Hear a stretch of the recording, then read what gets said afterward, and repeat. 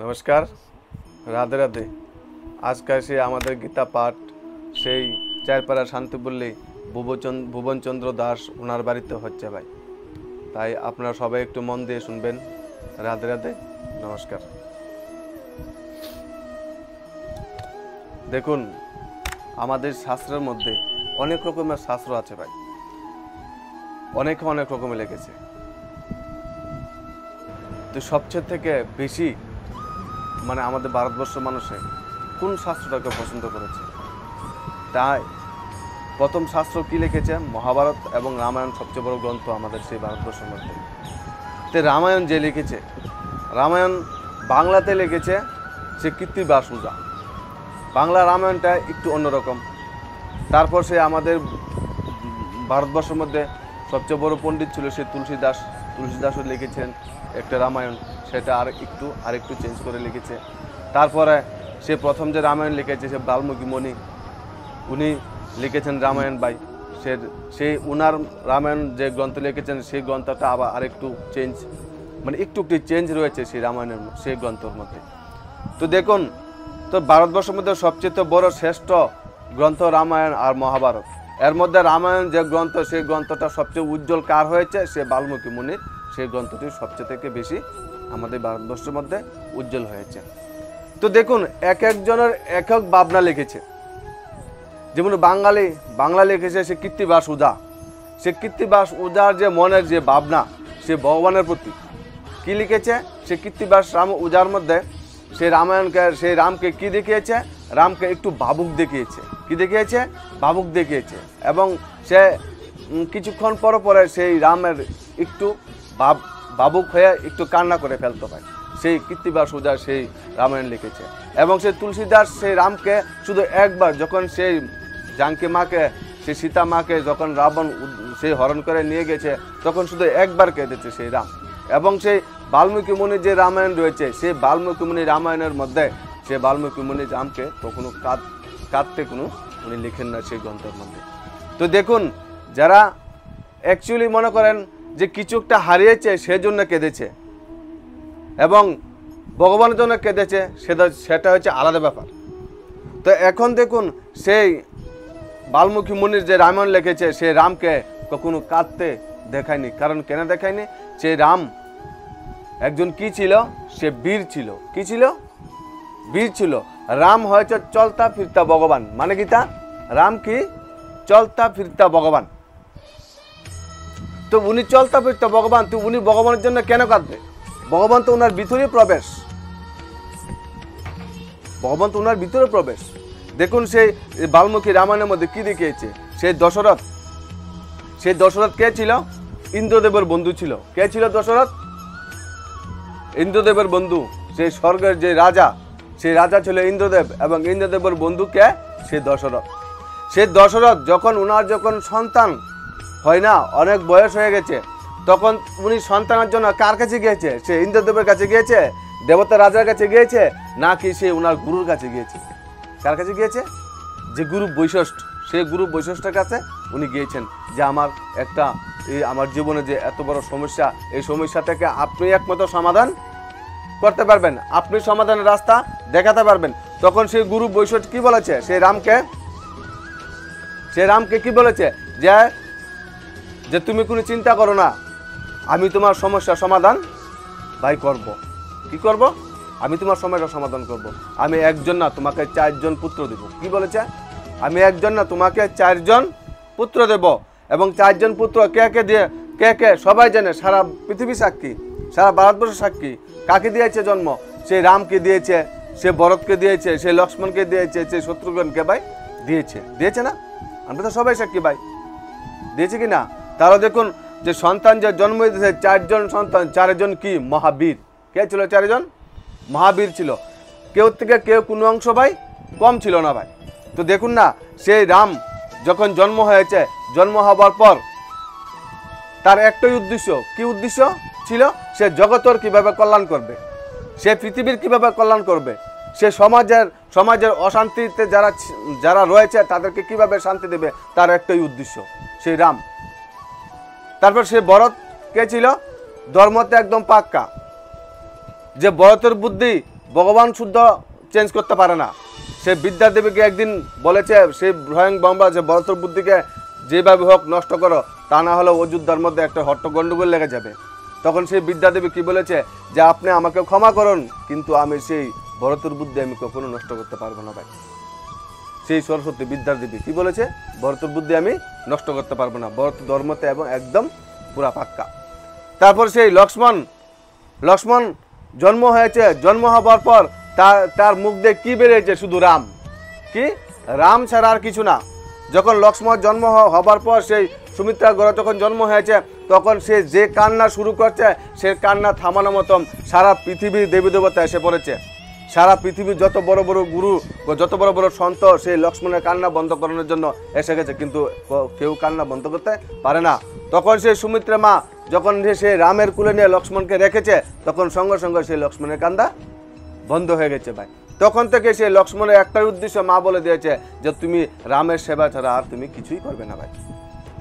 তারপর সে শত্রুগণ মানে কি, শত্রুগণ গোত্র অর্থ কি, শত্রুগণ গোত্র অর্থ হচ্ছে সৎসঙ্গ। শত্রুগণ গোত্র অর্থ কি, সৎসঙ্গ। শত্রুগণ দেখুন, যখন শত্রুগণ সেই রাজ্যের মধ্যে ছিল সেনাপতি, তখন সে একটা শত্রু উনার রাজ্যের মধ্যে প্রবেশ করতে ভাই পারে না, কোন সময় পারে না। সে ভরত কিন্তু গর্তর মধ্যে ছিল, সে শত্রুগণকে রাজা বানিয়েছে, সেনাপতি ছিল কিন্তু রাজা বানিয়েছে, কিন্তু উনি তবুও সেই ভরতের সেই সিংহাসনে বসেন না। উনি কি করেছে, সেই রাজ্যকে রক্ষা করেছে এবং কোনো শত্রুকে প্রবেশ করতে দেয় না। তো দেখুন, তাহলে আমাদের যে সন্তান আমরা জন্ম দিয়েছি, আমরা কখনো ভাবছি আমাদের সন্তান জগতের কোনো কল্যাণ এসেছে কোনো কল্যাণ? না কোনো লোকের কল্যাণ এসেছে, না কোনো সমাজের কল্যাণ এসেছে। তাহলে নিশ্চয়ই আমরা সবাই কি এখানে ভাই পাপী, সবাই কি এখানে সব পাপী। এখন আমাদের একটাই কর্তব্য, সে ভগবানের কাছে আমাদের বলতে হবে, আমাদের সবাইকে যাতে পাপের থেকে মুক্তি করে, যতক্ষণ পর্যন্ত আমরা সে পাপ স্বীকার না করব, ততক্ষণ পর্যন্ত আমাদেরকে সে ভগবান মুক্তি ভাই করবে না। কারণ কেন করবে না? ভগবান কি করে, ভগবান যে পতিত তাকে পাবন বানায়। যে স্বীকার করে যে ভগবান আমি পতিত, আমাকে পাবন বানান আপনি, তাহলে ভগবান গিয়ে তোমাকে পাবন বানাবে। আর যতক্ষণ বলবে যে আমি পতিত না, আমি তো পাবন, তাহলে ভগবান তোমাকে কেমনে পাবন বানাবে? তুমি তো নিজেই স্বীকার করছো যে আমি পাবন। তাহলে এখন আমাদের করার কি ভাই? এখন করার একটাই যে আমাদের যতদিন আমরা জীবিত থাকি, যাতে আমরা শ্রেষ্ঠ কর্ম করি, যাতে জগতের কল্যাণের চিন্তা করি, যাতে সমাজের কল্যাণের চিন্তা করি, যাতে একজন অশান্তি এবং দুঃখী মানুষের যাতে মনের ভিতরে আমরা শান্তি এবং আনন্দ যাতে আমরা দিতে পারি। তো শান্তি এবং আনন্দ আমরা কবে দিতে পারবো? যতক্ষণ পর্যন্ত আমাদের কাছে সৎসঙ্গ না থাকবে, ততক্ষণ পর্যন্ত আমরা শান্তি আর আনন্দ বা দিতে পারবো না। দেখুন, যখন মন্ত্রা কি করেছে, মন্ত্রা সেই কৈকেয়ীকে কি দিয়েছে, মন্দবুদ্ধি দিয়েছে। কৈকেয়ীকে কি করেছে, মন্দবুদ্ধি দিয়েছে। এবং সে কৈকেয়ী মন্দবুদ্ধি শুনে কি করেছে, সে ভগবান রামকে বনবাসে পাঠিয়েছে এবং সেই ভরতকে গর্তের মধ্যে পাঠিয়েছে এবং সেই দশরথকে নরকে। দেখুন, সে মন্ত্রা বুদ্ধি শুনে কি হয়েছে, পুরা অযোধ্যাবাসী পুরা বনবাসে চলে গিয়েছে। দেখ, মন্ত্রা কখন প্রবেশ করেছে, মন্ত্রা প্রবেশ কখন করেছে ভাই? যখন সে ভরত ননিহাল গিয়েছে, তখন সেই মন্ত্রা সেই কৈকেয়ীর বুদ্ধির মধ্যে প্রবেশ করে ফেলেছে না? তখন যতক্ষণ পর্যন্ত সেই অযোধ্যার মধ্যে ভরত এবং শত্রুঘ্ন ছিল, ততক্ষণ পর্যন্ত সেই মন্ত্রা সেই কৈকেয়ীর বুদ্ধি নষ্ট করতে পারে না। কারণ কেন? ভরত কথার অর্থ কি, ধর্ম। যার মধ্যে ধর্ম আছে, যার মধ্যে ধর্ম থাকবে, তার বুদ্ধি কোনো মন্ত্রা নষ্ট করতে পারবে না।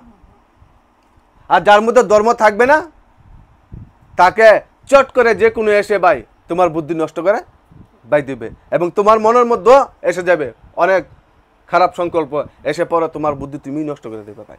তাহলে দেখুন, তাহলে আমাদের মধ্যে যদি সেই ধর্ম না থাকে, তাহলে আমরা বুদ্ধি নষ্ট হয়ে যাবে, এবং বুদ্ধি নষ্ট করে আমরা সেই রামকে হারিয়ে ফেলবো, এবং আমার ধর্মকে আমি গর্তের মধ্যে রেখে দেব, এবং আমার 10 ইন্দ্রিয়কে আমি মেরে ফেলবো পুরা।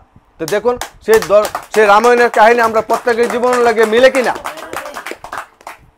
রামায়ণের কাহিনী প্রত্যেকের জীবনে মিলে কিনা? তাহলে ভগবান বলেছে শাস্ত্র পড়ে আমাদের জীবনের সঙ্গে মিলাতে ভাই।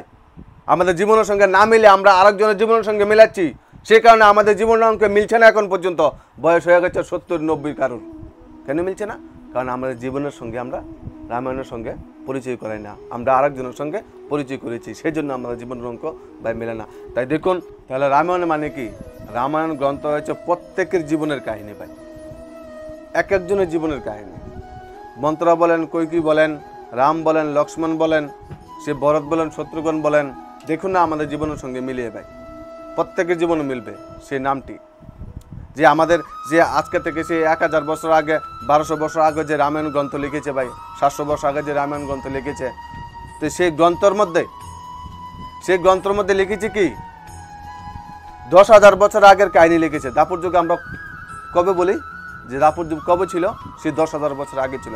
তো 10,000 বছর আগের কাহিনী 1000 বছর আগে কিভাবে লেখে? মানে কি?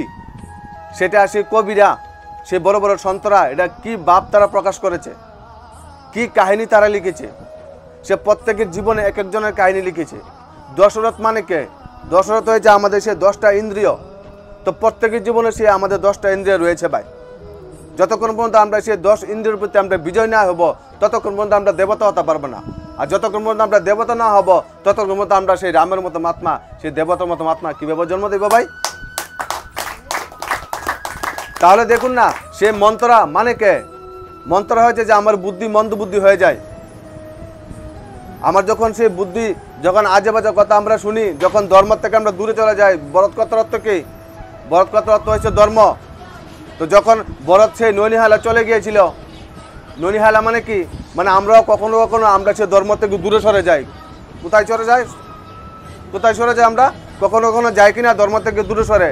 যখন ধর্ম থেকে আমরা দূরে সরে যাই, তখন আমার বুদ্ধি কি হয়ে যায়? মন্দবুদ্ধি হয়ে যায়। যখন আমাদের সেই মন্দবুদ্ধি হয়ে যায়, যখন আমার বুদ্ধি যখন শতপতন ছিল, তখন আমার বুদ্ধি কি থাকতো? কৈকেয়ী থাকতাম, রামকে খুব ভালোবাসতাম। আর যখন ধর্ম থেকে আমরা সরে যাই, তখন আমার বুদ্ধি মন্দবুদ্ধি হয়ে আমরা কি করি? রামকে একদম পুরা বনবাসে পাঠিয়ে দিই। কোন রামকে বনবাসে পাঠাই? আমার সেই আত্মারূপী রামকে আমরা কোথায় পাঠাই? সে বনবাসে পাঠাই। সুখ শান্তি থেকে আমরা কোথায় পাঠাই? সে বনবাসে পাঠাই। তাই দেখুন, প্রত্যেকের জীবনে রামায়ণ মিলে কিনা। সে ভরত কথার অর্থ হচ্ছে ধর্ম, শত্রুঘ্ন কথার অর্থ হচ্ছে সৎসঙ্গ, রাম কথার অর্থ হচ্ছে কি? রাম কথার অর্থ হচ্ছে আত্মা, এবং লক্ষ্মণ কথার অর্থ হচ্ছে আমাদের শরীর। তাহলে দেখুন না, সে কাহিনী আমাদের সঙ্গে মিলে কিনা। তাহলে আমাদের সবচেয়ে প্রথম কি করতে হবে? সবচেয়ে প্রথম আমাদেরকে সেই গুরু বৈশিষ্ট্যকে আমার আহ্বান করতে হবে। গুরু বৈশিষ্ট্য কথার অর্থ কি? বৈশিষ্ট্য কথার অর্থ হচ্ছে বড় জ্ঞানী সদ্গুরু ছিল। সেই রাম বংশের, সেই রঘুবংশের, কুলবংশের গুরু কে ছিল? সে গুরু বৈশিষ্ট্য। কুলবংশের গুরু কে ছিল? রঘুবংশের গুরু কে ছিল? গুরু বৈশিষ্ট্য ছিল। তো আমাদের জীবনে সেই রামকে আমরা জিততে গেলে, আমাদের জীবনে আত্মাকে জিততে গেলে আমাদের কে থাকতে হবে ভাই? গুরু থাকতে হবে। যতক্ষণ পর্যন্ত আমরা সেই গুরুর হাত না ধরবো, ততক্ষণ পর্যন্ত আমরা সেই আত্মারূপী রামকে আমরা কখনো ভাই জিততে পারবো না। কখনো আমাদের বুদ্ধি কি হয়ে যাবে? মন্ত্র হয়ে যাবে। তাই এখন প্রত্যেকের জীবনে কি দরকার? গীতার জ্ঞান দরকার। কি দরকার? গীতার জ্ঞান দরকার। প্রত্যেকের জীবনে আধ্যাত্মিক জ্ঞানের দরকার। যতক্ষণ পর্যন্ত আমরা আধ্যাত্মিক না জানবো, ততক্ষণ পর্যন্ত আমরা সেই কাহিনীর মধ্যে ফেসে থাকবো। যে ব্যক্তিরা কাহিনীর মধ্যে ফেসে রয়েছে, যে ব্যক্তি হিসেবে ফেসে রয়েছে, সেই ব্যক্তিদের মধ্যে দুঃখ চলে আসবে কোনো না কোনো দিক ভাই। তাই এখন সেই কাহিনী থেকে আমরা ফেসে না থেকে ভগবান বলছে প্র্যাকটিক্যাল, তুমি তোমার নিজেকে দর্শন করো। যতক্ষণ পর্যন্ত তুমি নিজেকে দর্শন না করবে, ততক্ষণ পর্যন্ত তোমার পড়া কমপ্লিট হবেই না। তুমি যতই তুমি পূজা করো, যত তুমি পাঠ করো, কোনো লাভ ভাই হবে না। তো দেখুন না, সে আমাদের সেই দশরথের কয়জন স্ত্রী ছিল? 3 জন স্ত্রী ছিল।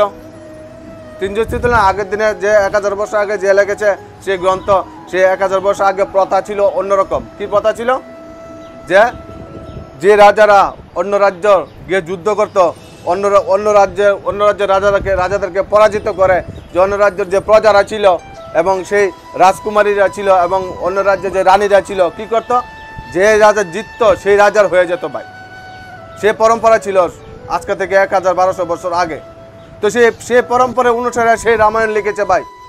যে দশরথ 3 বিবাহ করেছে, নাম দিয়েছে কি? সুমিত্রা, নাম দিয়েছে কই কি নাম দিয়েছে ভাই কৌশল্যা দিয়েছে কিনা সে দশরথ আমাদের শরীরের মধ্যে 10টা ইন্দ্রিয় রয়েছে ভাই সে 10টা ইন্দ্রিয়র 3টা স্থির রয়েছে কি কি সে একটা হচ্ছে মন একটা হচ্ছে বুদ্ধি আর একটা হচ্ছে কি সংস্কার ঠিক কিনা তাহলে দেখুন সে দশরথ এখন আমাদের জীবনের সঙ্গে মিলে কিনা দশরথ কি করেছে দেখুন যখন উনি সেই আয়নার সামনে গিয়েছে যখন গিয়ে দেখে উনার একটি চুল পাকা হয়ে গেছে ভাই তখন উনি সিদ্ধান্ত নিয়েছে যে এখন আমার রাজত্ব কাকে দেব আমি আমার সেই রামকে আমার রাজত্বতে ভাই বসাবো ঠিক কিনা দশরথ তখন উনার যে বুদ্ধির মধ্যে এসেছে শ্রেষ্ঠ বুদ্ধি আসছে কিনা এসেছে কিনা কারণ শ্রেষ্ঠ বুদ্ধি কেন এসেছে কারণ উনি শ্রেষ্ঠতা ছিল সেই কারণে শ্রেষ্ঠ বুদ্ধি এসেছে ভাই আর আমরা যদি সেই রামের যদি স্মরণ করেই থাকি আমরা যদি ভগবানের যে দশরথ যদি আমরা হয়েই থাকি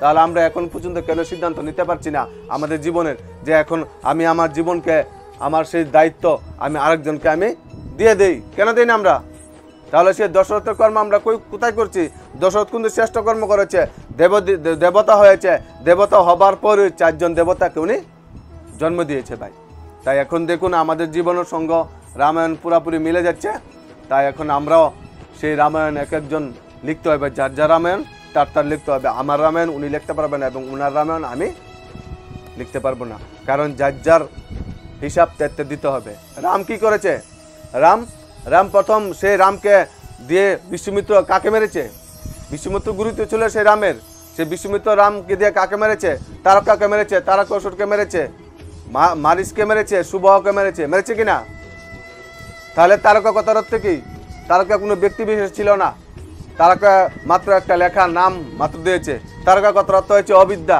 তো বিশ্বমিত্র সেই রামের ভিতরে প্রথম কাকে মেরেছে রামের ভিতরে যে অকর্ম বিকর্ম ছিল সে অকর্ম বিকর্মকে প্রথম মেরেছে ভাই মেরেছে কিনা তারকা কথার অর্থ কি অবিদ্যা আমরা প্রত্যেকের ভিতরে অবিদ্যা আছে কিনা তাহলে যে আমরা যদি সেই রামকে জিততে যাই তাহলে প্রথম আমরা কি করতে হবে সেই অবিদ্যাকে আমাদের মারতে হবে ভাই মারতে হবে না মারলে আমরা কিভাবে সেই রামকে জিততে পারবো যখন সেই অবিদ্যা আমাদের কাছ থেকে চলে যাবে তারপর কাকে মারতে হবে মারিচ কথার অর্থ কি মায়া যখন আমি অবিদ্যা আমার জীবন থেকে সরে যাবে বিকর্ম সরে যাবে তখন আমার কাছে কি আসবে মায়া কি আসবে মায়া একদম অকাল হয়ে আসবে ভাই তারপর আমাদের সেই বিশ্বমিত্র গুরু রামকে সে মায়াকে কিভাবে মারতে হয় সেটাও শিখিয়েছে কিনা যখন সে মায়াকে মেরেছে মায়ের পরে তারপরে আরেকটা কাকে মেরেছে শুভ কথার অর্থ কি অহংকার শুভ কথার অর্থ কি অহংকার তারপর সে বিশ্বমিত্র সে গুরু সেই রামকে অহংকার কিভাবে মারতে হয় সেটাই শিখিয়েছে তারপর সে যখন তিনটাকে মেরেছে তারপর উনি টাইটেল কি পেয়েছে ভগবান ভাই তা আমরা মারছি এখন পর্যন্ত আমরা তো গুরুর কাছে সমর্পিত হচ্ছি না ভাই আমার বুদ্ধি তো গুরুর কাছে সমর্পিত হচ্ছে না যতক্ষণ পর্যন্ত আমার বুদ্ধি গুরুর কাছে সমর্পণ না করব ততক্ষণ পর্যন্ত আমরা কিভাবে মারবো তারকা কিভাবে মারবো মারিচ কিভাবে মারবো শুভ ভাই আমাদের তো অহংকারই আমরা ঝুঁকাচ্ছি না ভাই আমাদের সংস্কার পুরনো সংস্কার যে কি সেই রাখছি ভাই দেখুন একবার সেই শিব কে ছিল শিব কাকে বিয়ে করেছে সে দেবী উমাকে শিব কাকে বিয়ে করেছে সে দেবী উমাকে যখন বিবাহর পরে একদিন সেই উমা দেবীকে বলল শিব যে দেবী হ্যাঁ বলেন চলো আমার সেই গুরুর কাছ থেকে আমি একটু গুরুকে প্রণাম করে আসি ভাই গুরুর কাছ থেকে গুরুকে একটু প্রণাম করে আসি গুরুকে একটু দর্শন করে আসি তোমাকে নিয়ে আমি কোনদিন যাইনি সেই সদ্গুরু সৎসঙ্গের কাছে আমি একটু যাই চলো তখন সেই উমা দেবী কি বলেছে হ্যাঁ আমার শুনছি আমার স্বামী এত বড় ভগবান কি আমার স্বামী কত বড় ভগবান আমি কেড়ে যাবো আমার স্বামীর লগে এই গুরুর কাছে ছোট্টমুট্টু গুরুর কাছে আমি গিয়ে আসা মাথা ঝোঁকামো ভিতরে অহংকার আয় বসে কার দেবী দুর্গা কার অহংকার আছে